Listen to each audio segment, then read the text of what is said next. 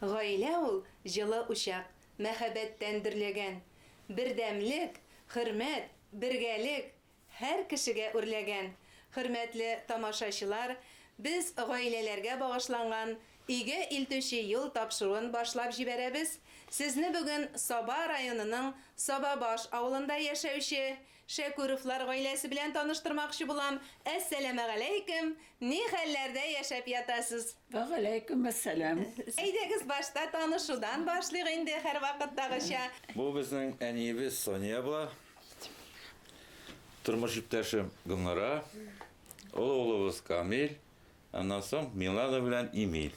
Субханалла, үзегез Исемем Рамиль була. үз бәхетен туган җирендә тапкан гаилә.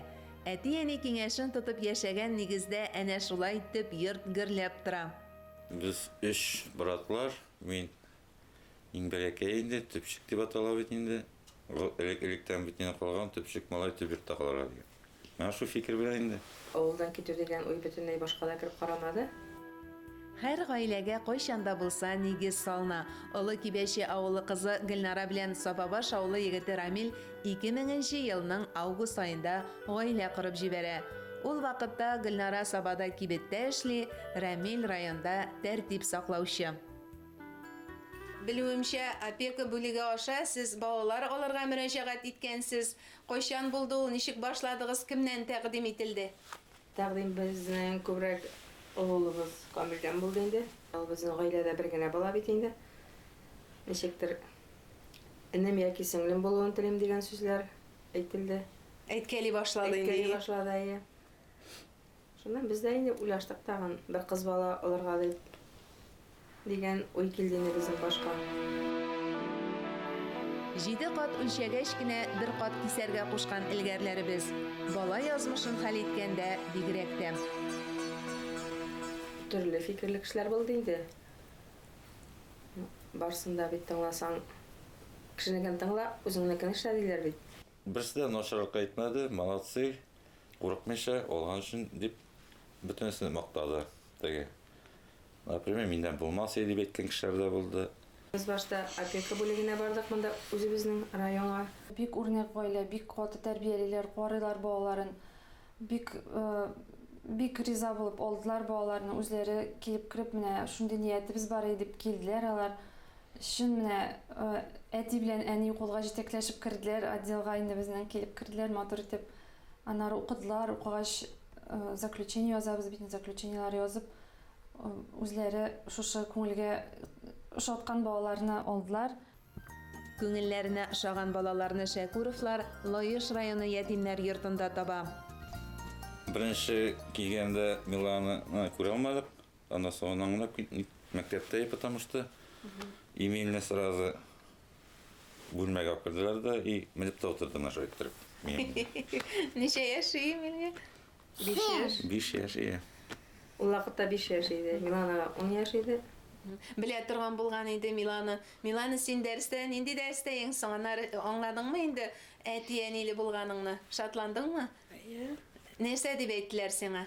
Ну, кайттым да мен диделәр анда сезгә гости килделәр дип. Мен әйтәм, нинди тагын уйлыйм инде. Потом кердем, аңладым инде. Синеңә инде килгәч, аннары бергә кайтып киттегезме? Әйберләреңне җиңгансың бер әле. Анда башта гостевойга бардык бит. Башта танышырга гына бардыгыз. Сезгә биреп җибәрмәделәрме соң берәр айга өйдә торып торсын дип алай? Юкмы? Каникулга кайттылар инде, аннан соң бер атнага. Кайтып тордылар инде, әйме? Шаттыңмы соң Милан? Нәрсә ошады бигрәк тә менә өйгә кайттың сиңа? бөтенесе ашады. Ошады, әйме? Нәрсәләрне күрдең менә? Килеп кердең. Башта Камил абыйны күрдем. Аннары әби инде чыкты. Аны күрдем. Әлбәттә инде Камил шатлангандыр инде. Башта алар кайтып керүгә шакаттым инде, Еремәнгә. Бер вакыттан соң шаклап алдым. Алар бит әле менә социаль яктан ничектер бераз генә икенче төрлерәк була балалар. Табын артында тотулары ничегрәк соң Гөлнара ханым бик авыр булмады башлап җибәргәндә. Нәрсәләргә өйрәтүдән башладыгыз? Менә 28 октябрь көнне аларның безгә кайтканнарына 2 ел була. 2 ел буе һаман да әле өйрәнәбез. Табақ сауытларны жуа. Сауытна Милана юайын. Ол жуа инде безнең өйдә. Изәннәрне жуа. Молодец инде, молодец. Камилдән сорыйга әле. Камил исемле кешеләр бөтен яктан Камил буладыр инде алар.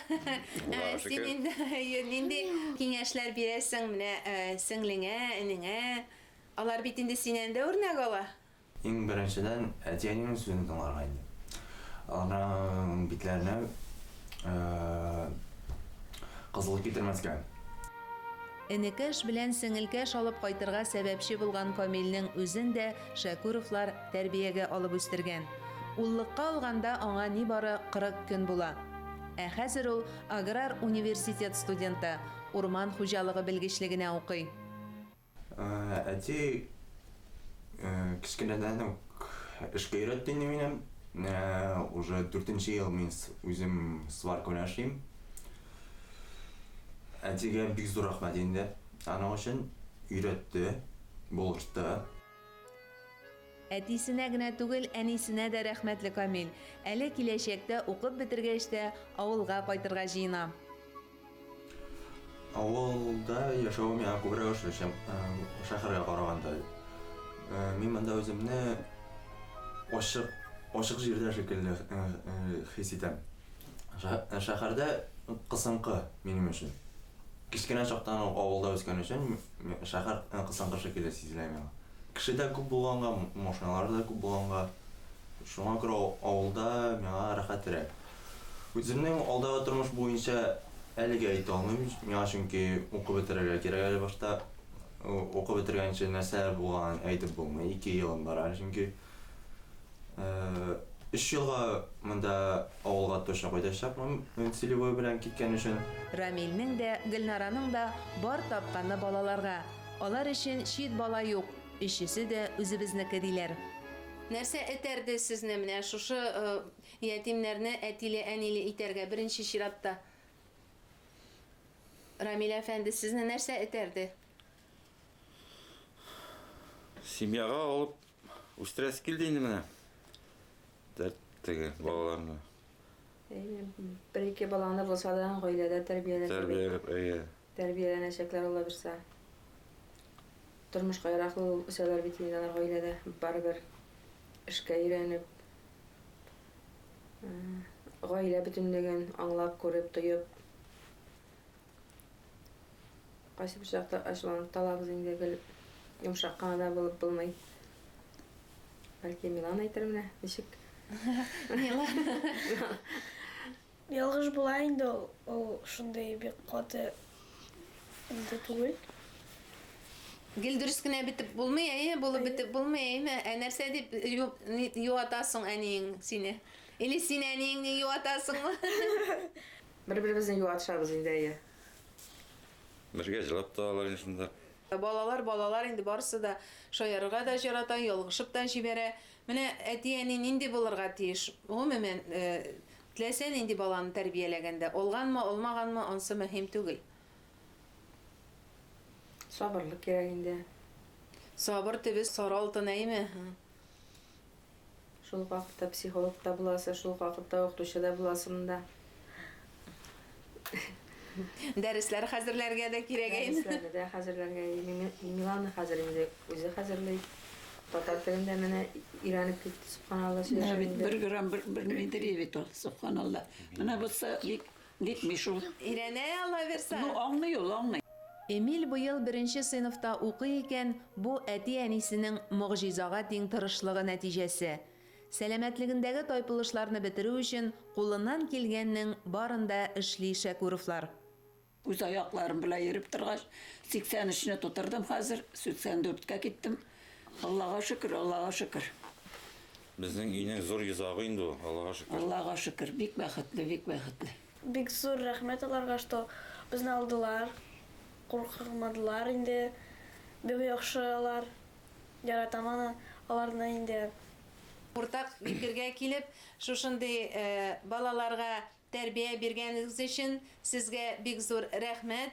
Хөрмәтле тамашачылар, без сезне Саба районының Сабабаш авылында яшәүче Шәкүровлар гаиләсе белән таныштырдык. Бүгенгә тапшыруыбыз тамам. Киләсе очрашуларга кадәр сау булыгыз. Сау булыгыз. Сау булыгыз.